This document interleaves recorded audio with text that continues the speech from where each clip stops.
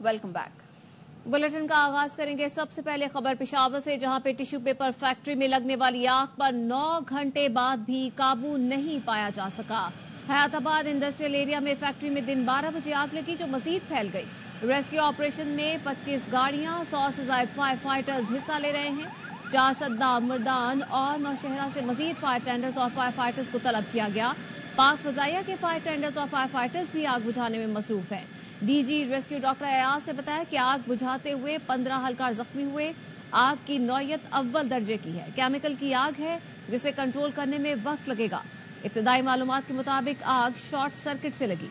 करोड़ों रुपए मालियत का सामान जल गया।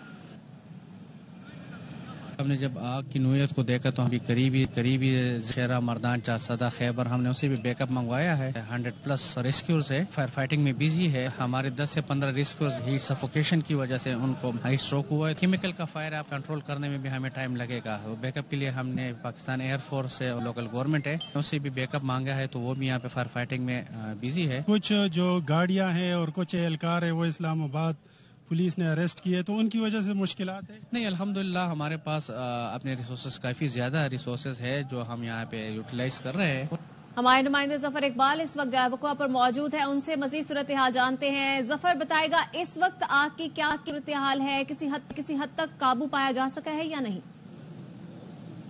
जी बिल्कुल, आज 12 बजे ये आग लगी थी, जो कि ताहाल उस पर किसी किस्म का काबू नहीं पाया जा सका है। रेस्क्यू ऑपरेशन जो है वो इस वक्त जारी है। इस ऑपरेशन में तकरीबन 40 के करीब फायर फाइटर व्हीकल जो है वो हिस्सा ले रहे हैं, जिसमें 25 जो है वो रेस्क्यू 1122 के हैं। इसके अलावा पाक फिजाइया और म्यूनिसिपल कॉरपोरेशन पेशावर के फायर फाइटर्स जो है वो इस ऑपरेशन में हिस्सा ले रहे हैं। ताहम ये बताइएगा, क्या कहा जा रहा है, क्यों आग पर काबू नहीं पाया जा सका? 9 घंटे का वक्त गुजर गया।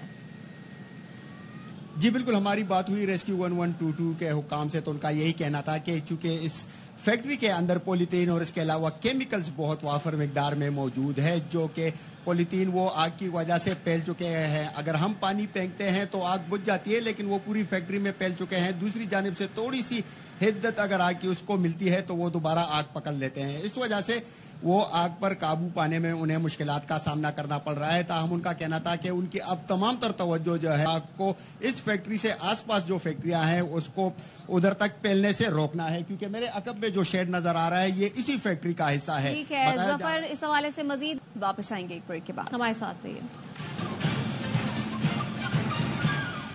ब्रेक के बाद खुशामदीद।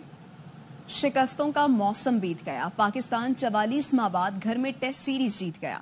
पिंडी टेस्ट में कौमी टीम ने इंग्लिश शेरों को चारों शाने चित कर दिया। 9 विकेटों से फतह समेटकर 3 मैच की सीरीज 2-1 से अपने नाम की। 36 रन का हदफ सिर्फ 19 गेंदों पर हासिल किया। इंग्लिश टीम दूसरे इनिंग्स में कम तरीन स्कोर 112 पर ढेर हुई। साजिद और नमान की चकमा देती गेंदों ने इंग्लिश बल्लेबाजों को चकरा कर रख दिया। एक के बाद एक बैटर आता रहा और जाता रहा। नंबर 1 टेस्ट बैटर जो रूट की भी एक न चली। नुमान ने 6 और साजिद ने 4 शिकार किए। शानदार सेंचुरी पर नायब कप्तान सऊद शकील मैच के हीरो करार पाए। वापस आएंगे एक ब्रेक के बाद। हमारे साथ रहिए।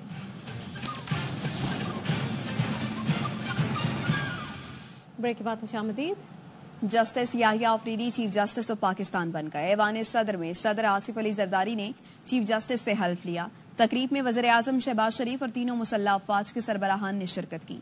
विफाकी वुज़रा, गवर्नर पंजाब, गवर्नर खैबर पख्तूनख्वा, पंजाब, बलूचिस्तान और खैबर पख्तूनख्वा के वुज़राए आला और अरकान पार्लियामेंट शरीक हुए। तकरीब हल्फ बर्दारी में साबिक चीफ जस्टिस इफ्तिखार मोहम्मद चौधरी, उमर अता बंदयाल और तसद्दुक हुसैन जिलानी ने भी शिरकत की।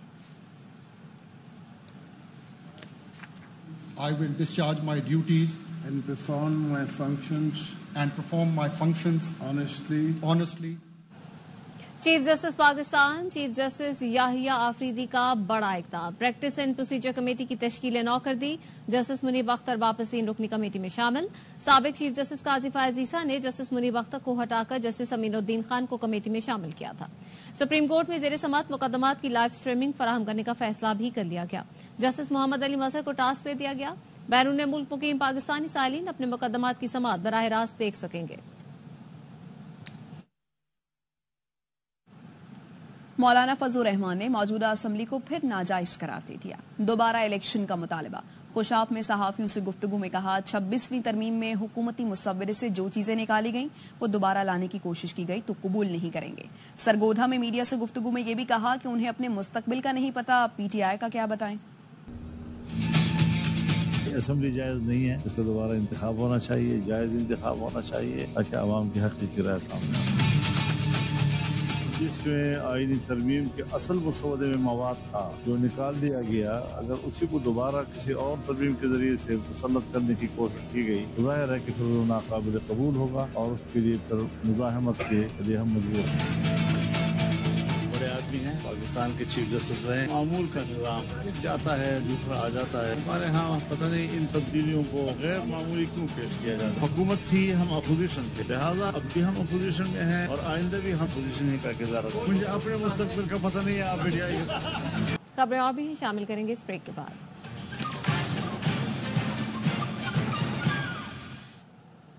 Welcome back. इसराइल ने ईरान की फौजी तंसीबात पर हमला कर दिया, 4 ईरानी फौजी जाँ बहक हो गए। इसराइल ने जंगी तैयारों से हमला करने का दावा किया है। ईरान ने हमले की तस्दीक करते हुए कहा कि दिफाई निजाम ने इसराइली ड्रोन मार गिराए, इसराइल को जवाब मिलेगा। अमेरिका ने धमकी दी है कि ईरान ने जवाब देने का सोचा भी तो संगीन नताइज होंगे। सऊदी अरब ने ईरान पर इसराइली हमले की मजम्मत की है। इसराइली हमलों में बचने वाले फलस्तीनी आर्टिस्ट की कराची कल्चर फेस्टिवल आमद। अहमद की शानदार परफॉर्मेंस ने सबके दिल जीत लिए। जनीन कैंप से ताल्लुक रखने वाले अहमद ने कहा, लड़ना या इख्तलाफ करना तो है तो तशद्दुद के बजाय आर्ट से करना चाहिए। Talking about young person in Jenin camp in Palestine. The young people in these countries don't have a choice. The war, the propaganda of USA have withdrawing our path. We're not choosing anything in our life. Our future being drawn by this kind of propaganda. And for my message is like, if you were in my place or in my situation, what you could do better. And even though my message, which is like, we should stop war, we should take down all factories of guns, we can fight, we can argue, not in a violent way, by culture and art. Anwar मकसूद ने कहा कि 40 मुल्कों के लोग पाकिस्तान आए, इत्मीनान से रहे, फलस्तीनी रूस से बात करते रहे, अमरीकियों से बात करते रहे। कर दूं कि मुल्क के हालात ऐसे हैं कि लोग समझ रहे होंगे मैं कोई प्रेस कॉन्फ्रेंस कर रहा हूँ। ये प्रेस कॉन्फ्रेंस नहीं है। 40 मुल्कों के लोग पाकिस्तान आए, इत्मीनान से रहे, खुश रहे, आपस में बातें करते रहे। फलस्तीन वाले रूस से बात कर रहे हैं, फलस्तीन वाले अमरीकनों से बात कर रहे हैं, सब कुछ हो रहा था। कराची कल्चर फेस्टिवल में गैर मुल्की फनकारों ने पाकिस्तान में गुजारा हर लम्हा यादगार करार दिया। मजीद बता रहे हैं चांद नवाब। आर्ट काउंसिल पाकिस्तान कराची में वर्ल्ड कल्चर फेस्टिवल आबोताब के साथ जारी है। मुल्की गैर मुल्की फनकार अपने फन का मुजाहरा कर रहे हैं। We come from the UK, that we have so much passion here. We feel that there's so much passion here. Amazing. So many different cultures and it's so uniting and it's so good to be here. We are so grateful. It's with all different countries working together, all different language, but as artists, we are all together. We are doing the same thing for the world. I'm from Germany, but I'm with a UK group, and it's my first time coming to Pakistan, and I love it. I love the people. गैर मुल्की फनकारों का कहना है कि पाकिस्तान आके बहुत अच्छा लगा।